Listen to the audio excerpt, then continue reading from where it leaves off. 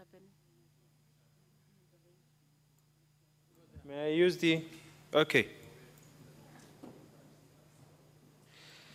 Thank you very much, Madam Chair. Madam Chair, Madam Speaker, this country truly bleeds. And this country right now is in a lot of pain caused by people who have been acting in very, very inhuman and heartless manners.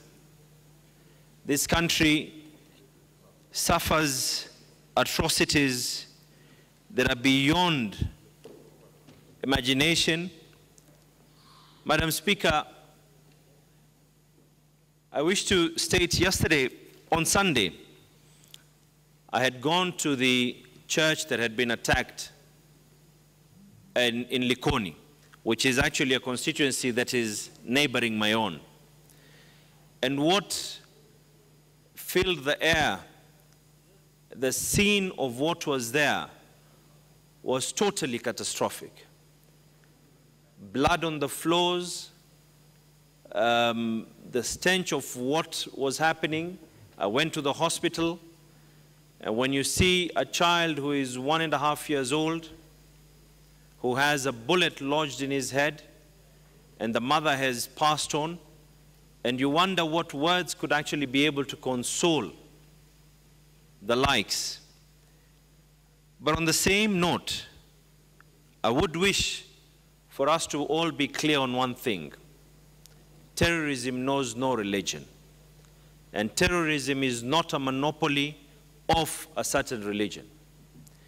And the rate at which we are moving, the unfortunate rate of what is happening in this country, there are fears that, God forbid, we will end up being like the Central African Republic. I raised issues in this very house, Madam Speaker, regarding sheikhs who had been killed and had gone missing and were later found dumped, and sheikhs who had been killed under very mysterious circumstances.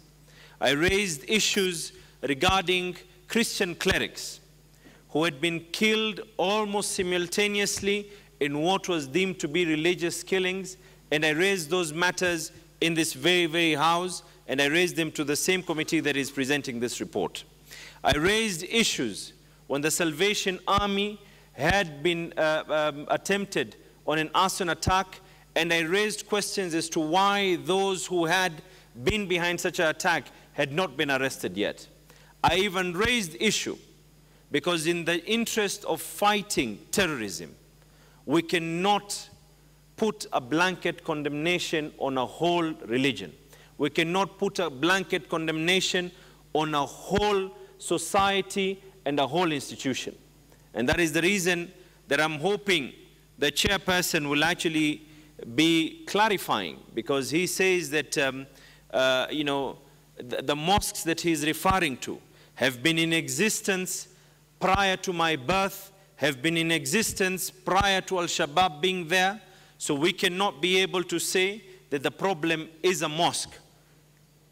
But what is quite clear, and when the praise is due, I even praised the security forces in this very house when they were able to unfoil an attack recently in Mombasa.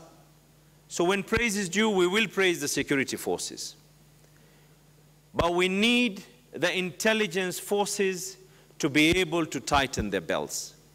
Something has to be done. We have recently just been passing billions as the National Assembly and saying that this needs to go to the security and this needs to go to the intelligence.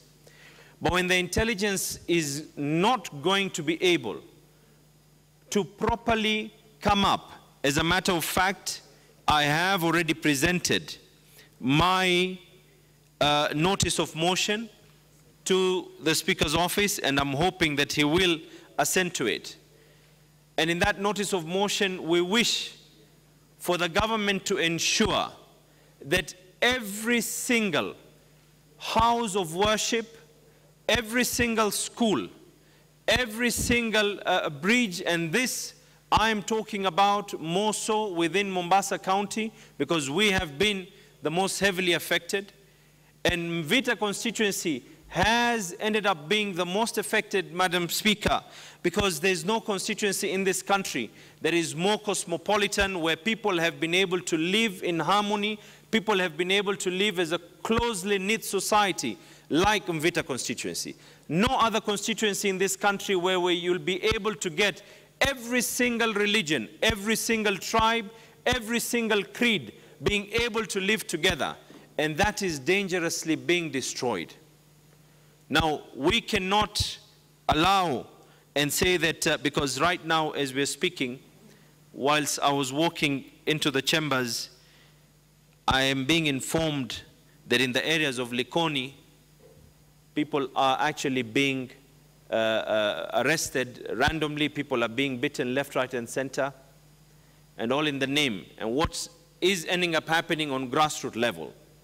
And it is important because this National Assembly houses some of the best brains and politicians that this country has to offer. What is happening right now is by the actions of what the police are doing, we are ending up creating more radicals than actually trying to be able to reduce them. We cannot have a situation whereby people will just be beaten randomly and arrested randomly, all in the name of trying to pick a needle in a haystack.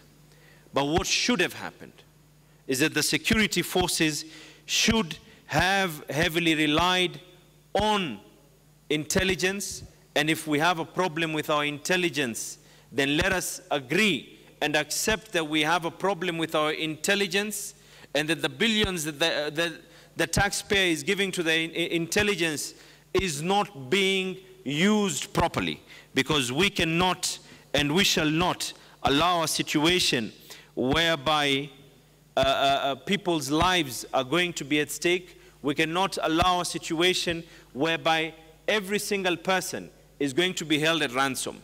And I was saying earlier that I'm going to be seeking a motion that is going to ensure that every single house of worship, outside every single house of worship, be it a church, a mosque, a temple, every single school, be it a private or a public school, every single hospital shall ensure that we shall have CCTV cameras installed outside to be able to reduce such kind of atrocities. Because if we cannot be able to know who is planning, then at least we can be able to reduce, or rather hopefully reduce, these kind of incidents being able to happen. So like my friend Maura, I do take this report, which was done very, very seriously by very serious gentlemen of this house. I do take this report, even though I would wish for the wording to be redone, because again, we cannot try and label terrorism as a monopoly of a certain religion. Thank you very much, Madam Speaker.